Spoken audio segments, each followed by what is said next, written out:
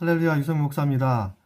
성서 배경사 제2강 족장시대의 배경과 역사적 정황에 대해서 우리 함께 강의를 시작하고자 합니다. 첫째, 족장사의 역사적인 역사성과 계시의 문제입니다. 족장시대, 왜 족장시대인가? 아브라함과 이삭과 야곱이 만들어 놓은 한 부족의 스토리. 그래서 이때를 족장시대라고 합니다. 나라를 만들어낸 것도 아니에요. 이 시대에는 한 부족의 장에 의해서 이끌어간다라고 하는 겁니다. 중요한 것은 아브라함과 이삭과 야곱에게 하나님이 개입하지 않았다면 그냥 단순한 고대 설화에 불과하는 거예요. 하나님이 개입되지 않았다면 그들만의 신앙 공동체 혹은 신화적인 이야기로 이해할 수가 있습니다. 그러나 이 성경에서 이 족장사가 중요한 것은 하나님의 구속사적인 역사가 시작된 시점이 바로 이때라고 하는 겁니다. 그래서 혹자는 창세기 12장에서 50장까지를 마치 신화적인 이야기로 취급하기도 하는데 오히려 이것은 당시의 고고학적인 문헌들을 통해서 이게 증거가 되고 근거가 되는 거예요. 창세기의 내용은 단순한 신화적인 모습이 아니라 역사적인 환경과 놀라울 정도로 일치된다라고 하는 것을 보여주고 있습니다. 근데 이것은 놀랄 만한 그 신학적인 의미를 가져요. 즉, 한 개인이라고 하는 아브라함과 이삭과 야곱의 가족 가운데 하나님께서 개입하여 주심으로 말미암아 아브라함과 이삭과 야곱의 하나님의 구속사의 역사가 만들어지는 거예요. 신약 성경에 보면 예수 그리스도께서 하나님의 아들로 이 땅에 내려오심으로 말미암아 개입하신 거죠. 그리고 인류에게 놀라운 구속사의 역사를 나타내는 것과 동일합니다. 따라서 성경의 계시는 추상적인 종교 사상이 아니에요. 그 당시에도 많은 우상을 숭배하는 신앙 공동체가 그들 나름대로의 신앙 공동체가 있었습니다. 하지만 아브라함과 이삭과 야곱이라고 하는 이 족장 시대에서 하나님께서는 실제 하나님의 개입하심을 통하여서 하나님의 역사가 나타나는 거죠. 그 도구가 아브라함과 이삭과 야곱이 되는 것입니다. 신화가 아니라 하나님께서 아브라함과 이삭과 야곱에게 자신을 투영시키는 거예요. 우리는 신앙하면 믿음 그리고 기독교, 교회 여기 안에 있지만 믿지 않는 사람들의 관점에서 신앙하면 절도 절에 다니는 것도 신앙이고 마음에서 섬기는 것도 역시 마찬가지예요. 우리는 기도하면 하나님한테만 기도하는 것, 주님의 이름으로 기도했습니다. 이런 기도만 알고 있지만 많은 사람들에게 있어서 기도란 그것만이 전부가 아니라는 겁니다. 이것을 우리가 잘 이해하고 넘어가야 이 족장시대의 모습을 우리가 잘 알 수가 있습니다. 두 번째, 이름에 나타난 역사적인 신빙성입니다. 창세기에 등장하는 인물은 단순히 후대에서 만들어진 것이 아니라 주전 2000년 고대 근동에서 실제로 사용되었던 이름과 너무나 일치합니다. 즉, 성경의 그 배경은 역사성을 배경으로 한다. 신화적인 배경이 결코 아니다라고 하는 거예요. 예를 들어서 야곱이라고 하는 이 이름은 그 고대 북부 메소포타미아 문명에서는 야콥엘이라고 하는 형태로 나타납니다. 이게 그 당시 썼던 거 이름 중에 하나예요. 더 나아가서 이집트의 힉소스 왕, 이 힉소스 왕조는 나중에 우리가 한번 살펴보겠지만 힉소스 왕 이름 가운데 야곱 알이라고 되어 있는 이름이 나타나요. 그러니까 우리가 흔히 성경에서만 나타난 아브라함, 이삭, 야곱, 이건 성경에서만 유일무이하게 존재하는 거야 라고 생각하기 쉽지만 그렇지 않아요. 즉, 이 이름들은 실제 당시에 있었던 이름이라고 하는 겁니다. 마찬가지로 아브라함이라고 하는 이름 역시 고대 바벨론 문헌에 이미 나와 있어요. 아밤람이라고 하는 이름이 이미 문서에 나와 있어요. 더 나아가서 이 마리 문서라고 하는 것이 있는데요. 이 마리 문서에는 아브라함의 가문과 관련되어 있는 지명과 이름이 다 등장을 합니다. 우리는 믿어라! 성경에 이렇게 나와 있다 해서 믿는 것이 아니라 실제로 아브라함과 관련되어 있는 거, 나홀과 관련되어 있는 거, 데라 모든 지명들이 다 나와 있고 또 그 도시까지도 그대로 있음을 우리는 알게 돼요. 성경은 신화가 아니라 사실이며 또한 역사적인 구체적인 그 뿌리를 둔 계심을 알아야만 합니다. 고대 근동의 법의 관점에서 보면 이 누지 문서라는 것이 굉장히 중요한데요. 메소포타미아에 이 누지라고 하는 문서가 있습니다.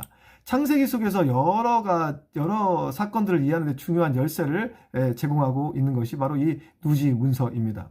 이 문서는 주전 15년경에 사회의 법과 이 관습을 기록하고 있었던 그런 내용인데 굉장히 유사합니다. 창세기의 내용과 너무 유사한 모습을 보여주고 있어요. 첫 번째, 엘리에셀을 상속자로 고려했던 사건이에요. 아브라함이 자식이 없었어요. 이때 자식이 없을 때 내가 어떡하지? 내 재산? 내가 죽으면 어떡하지? 그러면 내 종들 가운데 엘리에셀이 가장 신복이면서 충성스럽기 때문에 내가 엘리에셀을 상속자로 삼아야 되겠다라고 성경이 등장을 해요.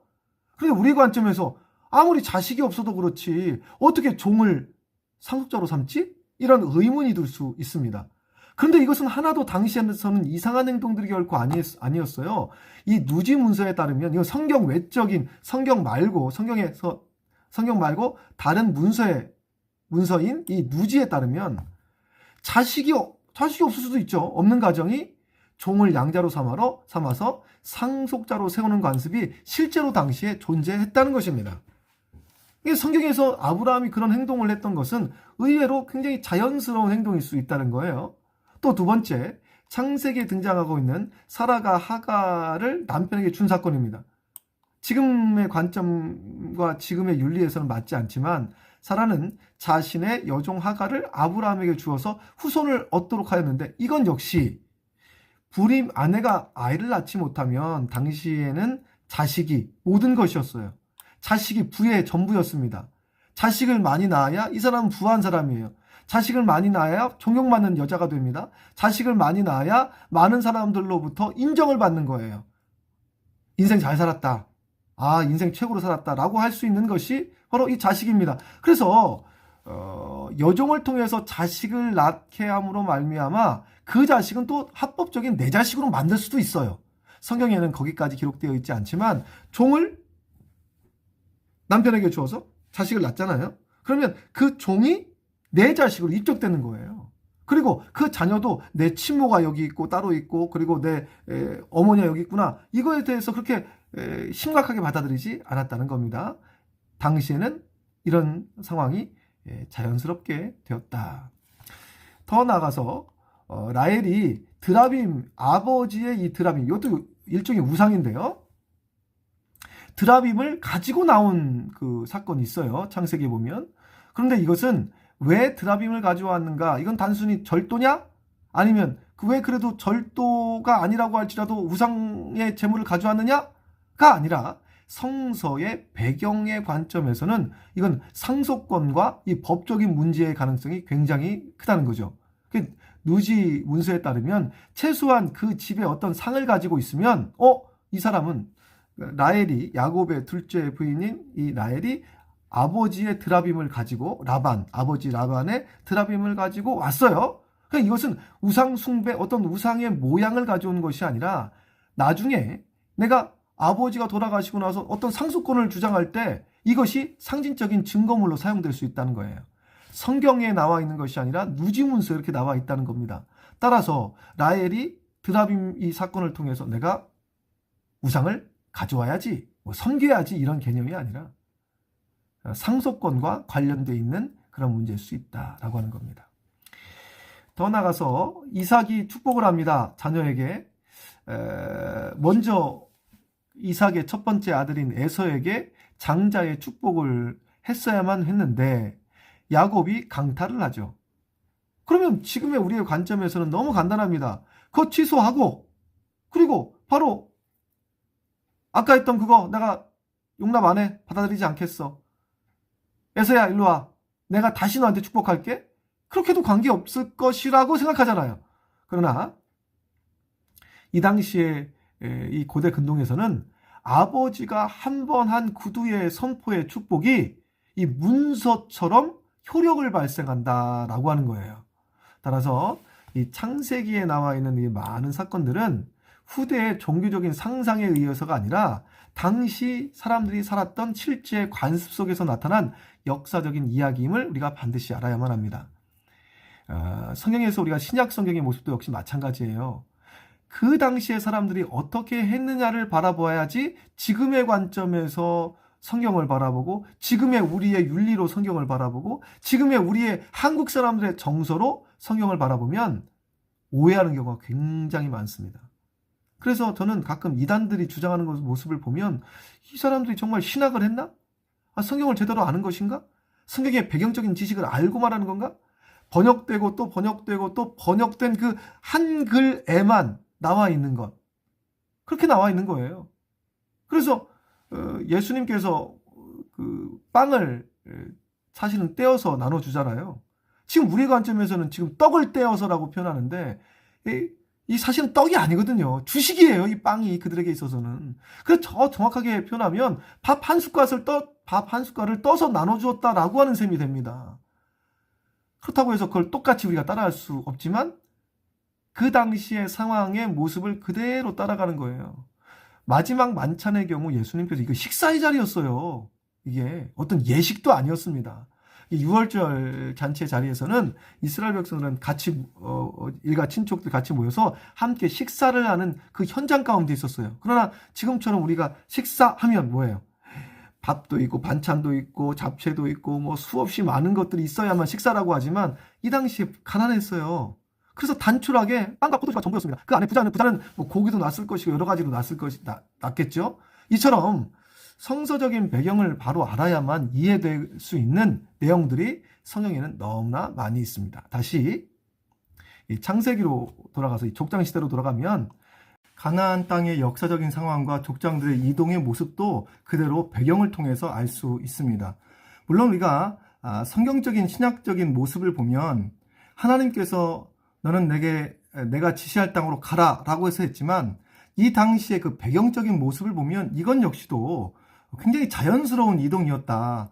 아브라함만의 특별한 경우는 결코 아니었음을 알 수 있습니다.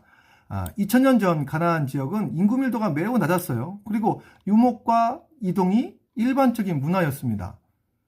누가 이집트처럼 이렇게 땅을 차지하고 있으면 모를까, 그렇지 않은 땅들이 너무나 많이 있었어요. 그래서 아무나 가서 소목도 하고, 소목에서 목초지에서 유목도 하고 집을 짓고, 이거 굉장히 자연스러운 모습이었어요. 울타리 치면 그것이 내 땅이었습니다. 내 땅이 되는 거예요. 마치 미국의 서부 개척 시절에 서부로 나아가서, 물론 그 당시에 인디언들이 살고 있었지만 그냥 가서 울타리 치면 내 땅이 되는 거예요. 인디언들도 자기네 땅이라고 할 수도 없는 거예요. 이 인디언들도 이동도 하고 그렇게 살았으니까.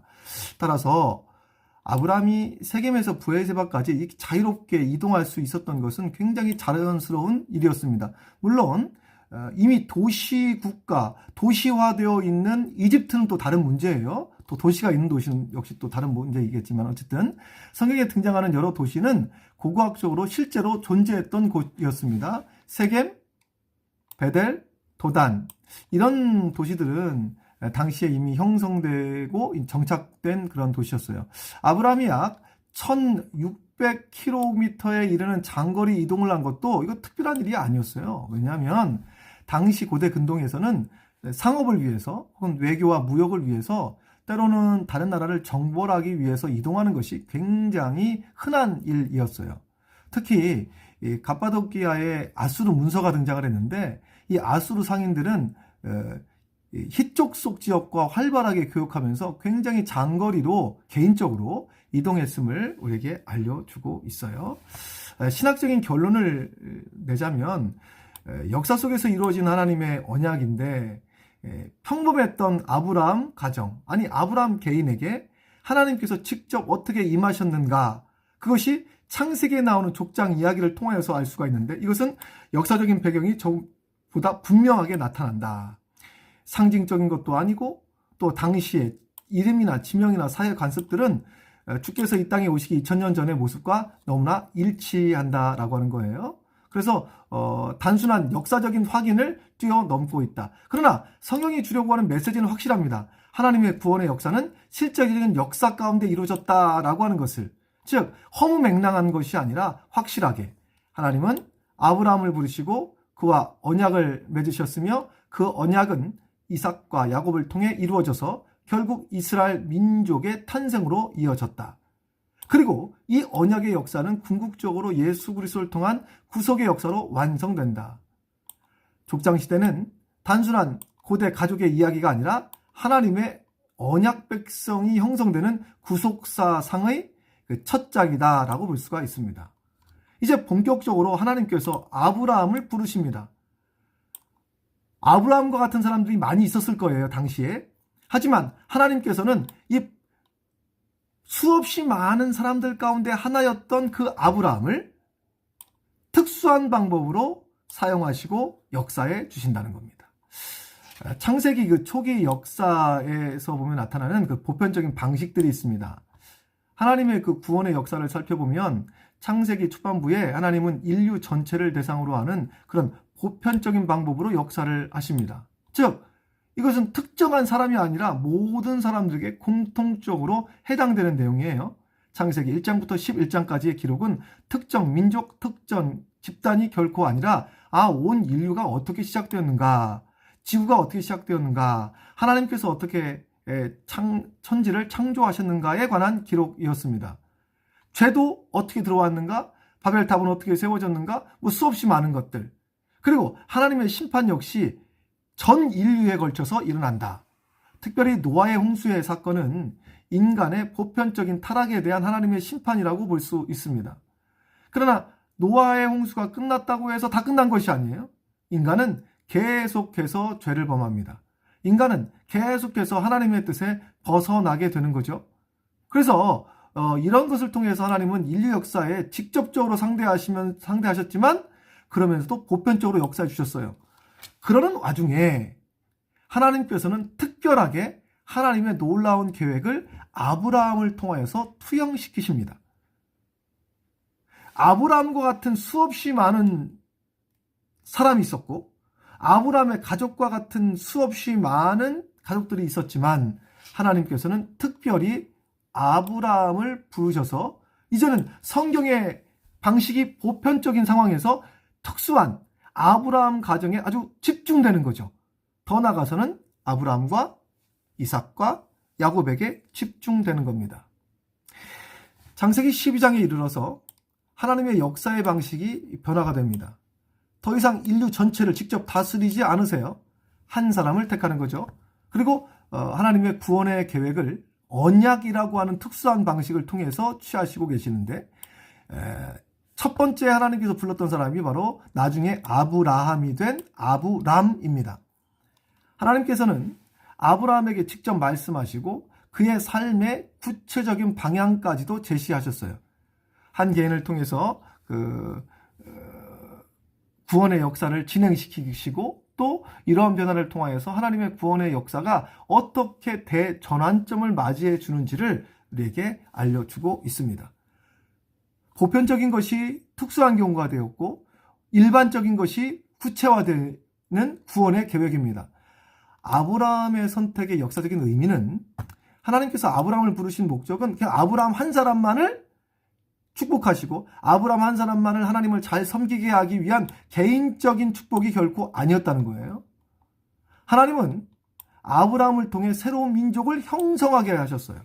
그래서 우리도 지금도 아브라함의 자손이다, 우리가 아브라함의 후손이다 라고 말하는 것은 단순한 핏줄적인 아브라함의 후손이 아니라 하나님의 계시를 받고 하나님의 언약을 받고 또한 하나님에 의해서 살아가는 사람들은 하나님의 새 백성이 되는 거예요. 하나님의 새 백성. 그 아브라함을 통해서 하나님께서는 큰 민족을 이루시고 또 아브라함을 통하여서 인류를 향한 구원의 역사를 만드시고 결국 아브라함의 후손을 통하여서 예수 그리스도께서 이 땅에 오신 것처럼 우리 역시 영의 새로운 아브라함의 자손이 되어서 우리에게 하나님께서는 큰 하나님의 백성을 이루시고 하나님의 나라를 만드시며 하나님의 구원의 역사를 지금 이 순간에도 이루고 나아가신다는 것. 이것을 우리가 반드시 알아야만 합니다. 즉 아브라함의 선택은 하나님의 구원의 계획이 구체적으로 현실적으로 또 특별하게 전개되는 과정이라고 볼 수 있습니다. 이러한 아브라함을 선택하는 이 결과를 통해서 나타난 첫 번째 중요한 열매는 하나님의 계시가 이제 본격적으로 기록되는 거예요. 물론 창세기에서부터 시작해서 창세기, 출애굽기, 레위기, 민수기, 신명기까지는 모세가 기록하였지만 이것도 어떤 특정한 사람들에 대해서 기록을 냈어야만 되지 않아요? 마찬가지로 하나님의 계시의 역사가 이제 본격적으로 기록되는 단계에 이르게 되었다. 창세기 1장 1절부터 11장까지는 그냥 보편적인 얘기예요. 일반적인 얘기입니다. 그러나 12장부터는 하나님의 계획, 하나님의 섭리, 하나님의 언약, 하나님의 말씀이 이제 본격적으로 계시되고 그 계시는 성경에 남아있게 되죠. 다시 말해서 하나님은 특정한 사람 혹은 특정한 부족 혹은 특정한 공동체, 특정한 나라를 통하여서 하나님의 말씀을 전달하시게 하시고 기록하게 하신다. 지금 우리 역시 마찬가지죠. 우리 각자의 교회가 있습니다. 우리 각자의 신앙의 모습이 있어요. 그것을 통하여서 하나님께서는 여러분들이라고 하는 특정한 사람, 그리고 여러분들이 속해 있는 교회라고 하는 특정한 공동체, 그것을 통하여서 오늘도 주의 종을 통하여 하나님 말씀이 선포되게 하시고 그 말씀을 여러분들의 심령의 밭에 기록함으로 말미암아 하나님의 뜻이 여러분들의 삶을 통하여서 계시되며 나타나는 거예요. 여러분의 삶을 통하여서 계시되고 나타남으로 말미암아 하나님의 나라가 이루어져 가는 겁니다. 그래서 아브라함의 이 선택이 가져온 오히려 더 첫 번째보다 중요한 것은 예수 그리스도의 탄생입니다. 하나님이 아브라함의 가문을 선택하신 궁극적인 이유는 아브라함의 자손을 통하여서 다윗이 그 다윗의 계보를 통하여서 예수 그리스도, 결국 메시아가 이 땅에 탄생하게 하기 위한 하나님의 놀라운 계획이었다는 거예요. 이전 계보는 중요하지 않습니다. 아브라함으로부터의 계보가 너무 중요한 거죠.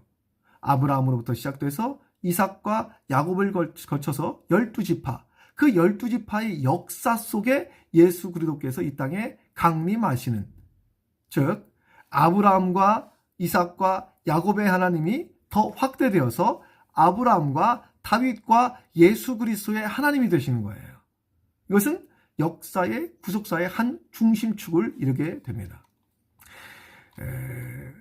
결국 하나님께서는 보편적인 구원에서 특별한 구원으로 나아갔다가 다시 예수 그리스도를 통하여서 보편적인 구원을 이루시는 하나님의 놀라운 계획을 발견할 수 있습니다.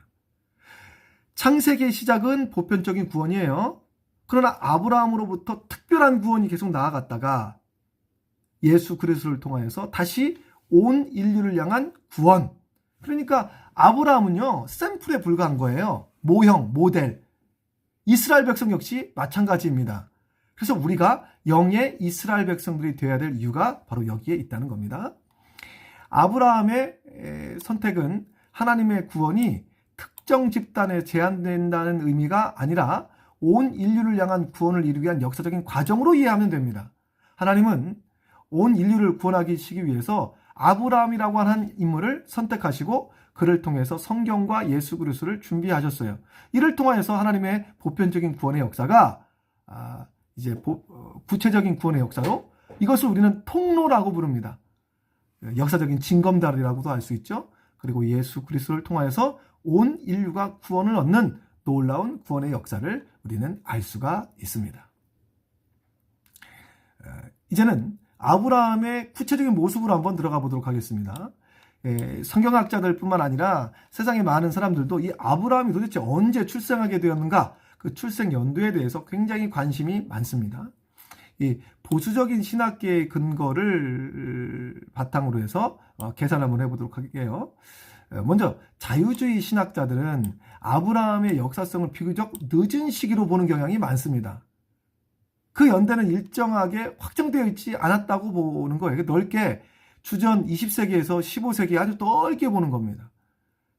왜냐하면 이런 견해는 그들이 발견할 수 있는 증거 혹은 고고학적인 성과, 자료들, 그리고 문화적 배경들만을 가지고 연대를 추정하려고 하기 때문에 그렇죠. 그러니까 한계가 있어요. 자유주의 신학자들은 근거가 나타나지 않으면, 증거가 없으면 더 이상 앞으로 나아가지 않습니다. 반면에 보수적인 학계의 견해는 성경의 연대기의 이 기록을, 성경의 기록을 역사적인 자료로 신뢰하는 거죠. 그래서 성경에 제시되어 있는 시간적인 정보를 기준으로 해서 아브라함의 출생 연대를 계산하려고 합니다. 이런 계산 방식에 따르면 아브라함은 주전 2166년경에 태어났어요. 즉 22세기, 주전 22세기입니다. 중반에 태어났다라고 가정해 볼 수 있어요. 그렇다면 어떤 근거로 이렇게 되었을까? 이것은 성경을 면밀히 잘 살펴보면 순서대로 확인하는 방법도 있고요. 역산으로 확인하는 방법이 있습니다. 아브라함이 태어난 것이 언제인지 잘 모를 때는 확실한 것, 이집트의 기록이 확실하다? 그럼 그때부터 역순하는 거예요.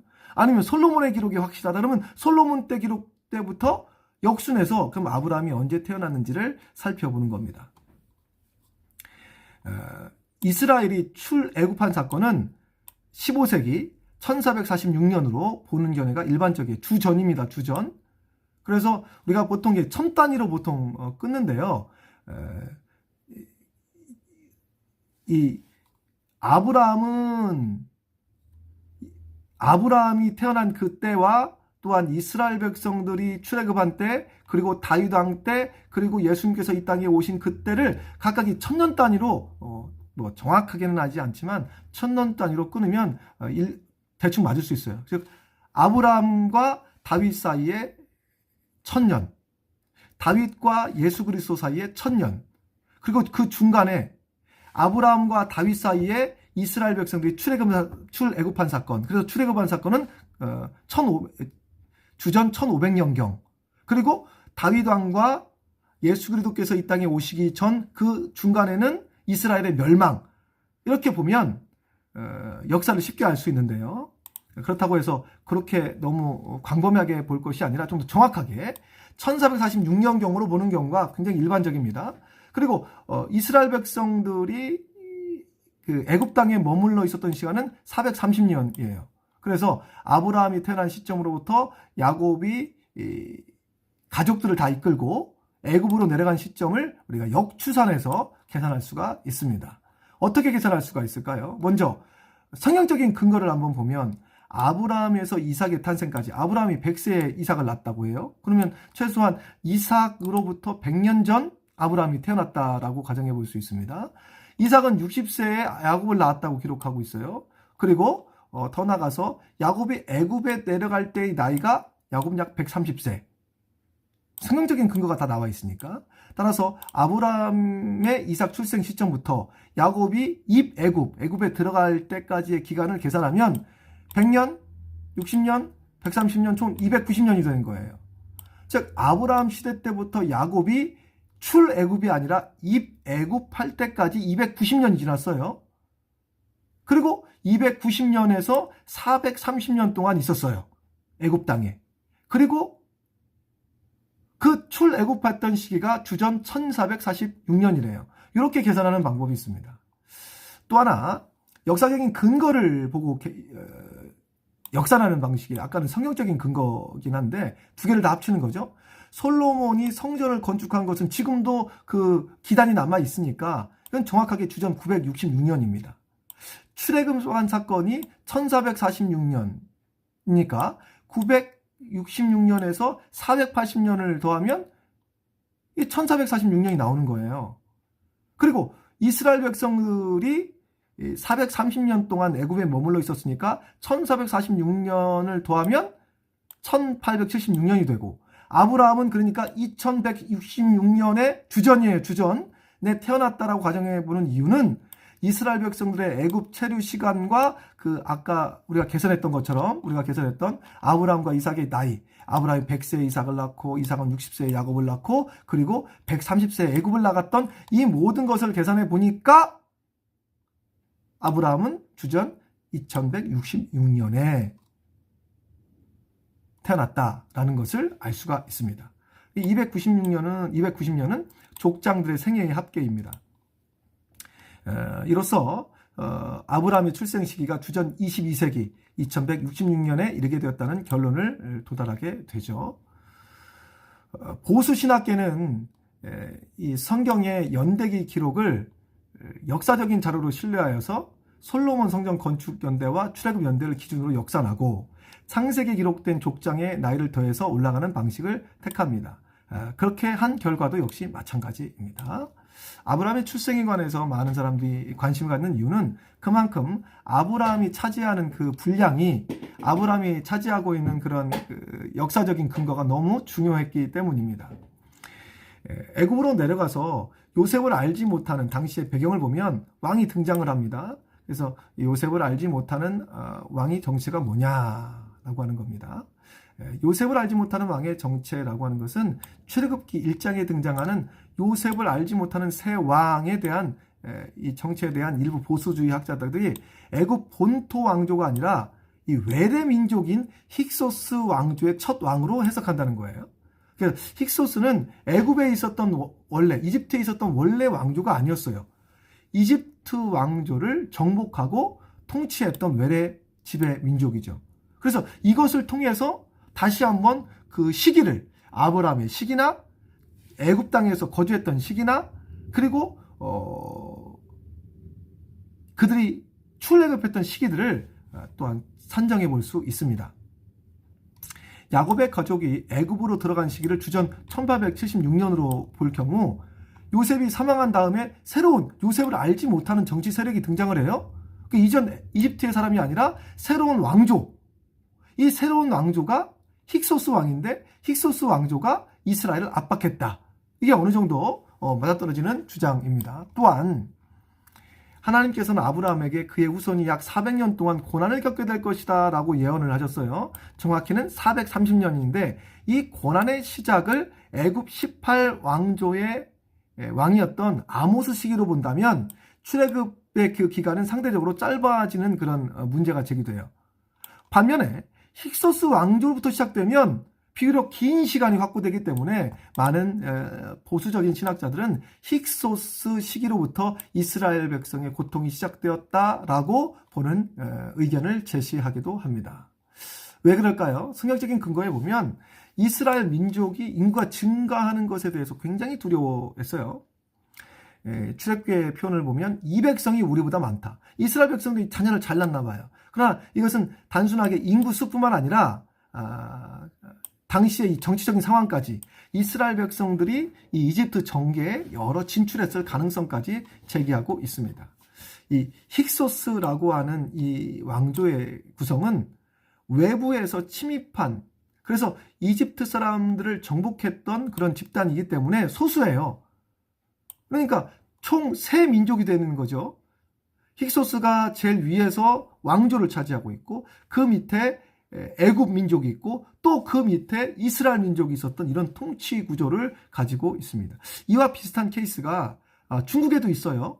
중국 원나라 몽고 민족이 세운 나라가 원나라인데 지배계층 귀족과 왕족은 다 몽고 사람이에요. 피지배계층은 한족이에요. 한족. 그리고 나머지 사람들 그 당시에 뭐 고려나 아니면 생목인들이라고 해서 서부에서 왔던 사람들은 또 제3의 민족이 되는 거예요. 이스라엘이 외래 출신 집단이라는 점에서 힉소스 왕조는 그들이 다른 세력과 연합하거나 반란을 일으킬 가능성을 경계했을 수도 있다. 그래서 이스라엘을 통제하는 방법으로 강제 노동과 노예화 정책을 시행했다라고 하는 해석을 하기도 합니다. 지명을 보면 이 고고학적 자료에 그대로 나와 있습니다. 비돔과 라암셋을 건축했다. 출애굽기 1장 11절에 나오는 것인데 이 비돔과 라암셋은 이미 문서에 다 기록되어 있는 것으로 이 라암셋이라고 하는 지명이 고대 도시 아바리스와 연결되었을 가능성이 굉장히 많다. 왜? 이 아바리스는 힉소스 왕조의 수도로 알려져 있기 때문이죠. 이런 고고학적인 연구를 통해서 이 성경의 배경을 통해서 성경은 단순하게 우리가 알고 있는 신앙적인 모습의 성경이 아니라 배경이 역사적인 배경으로 이미 당시에 이런 상황이 있었음을 우리에게 보여주고 있습니다. 또한 이것은 인종적 정치적인 관계까지도 해석해 볼 수 있는데요. 이 힉소스와 이스라엘 모두 이 서아시아 지역을 배경으로 갖고 있다는 점에 있습니다. 그래서 이 두 집단 사이에서 다양한 해석이 제시되고 있는데요. 일부 해석에 따르면 힉소스 왕조는 고센 지역에 거주하는 이스라엘 공동체를 직접적인 정치적인 통합 체계로 보기보다는 분리 집단으로 관리하는 것이 더 효율적이라고 생각을 했던 것 같아요. 그리고 그들의 노동력을 가지고 일을 하면 되겠구나라고 생각을 했습니다.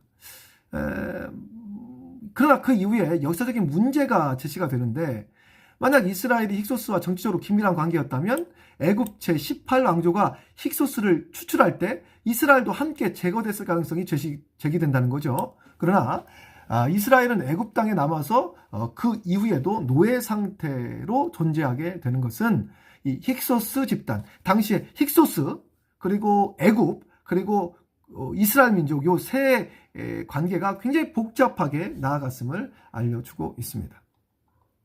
결론적으로 요셉이 알지 못하는 왕의 정체는 일부 학자들은 힉소스 왕조의 초기 통치자일 가능성을 제시하고 있습니다. 이러한 견해는 야곱 가족의 애굽 이주 시기 인구 증가에 대한 정치적인 두려움에 관련되어 있는 지명에 근거하기도 합니다. 따라서 성경적으로는 이스라엘이 노예화되고 힉소스 왕조 시대 때부터 시작되는 가능성이 제기되며 이는 아브라함에게 예언된 40년의 고난과도 연결되기도 합니다. 이제 오늘 강의는 여기까지 마치도록 하고요. 다음 시간에는 아브라함에 이어서 이삭과 야곱 그리고 애굽에 있었던 요셉까지의 내용을 통하여서 성서는 어떤 배경을 제시하는가를 함께 보도록 하겠습니다. 수고하셨습니다.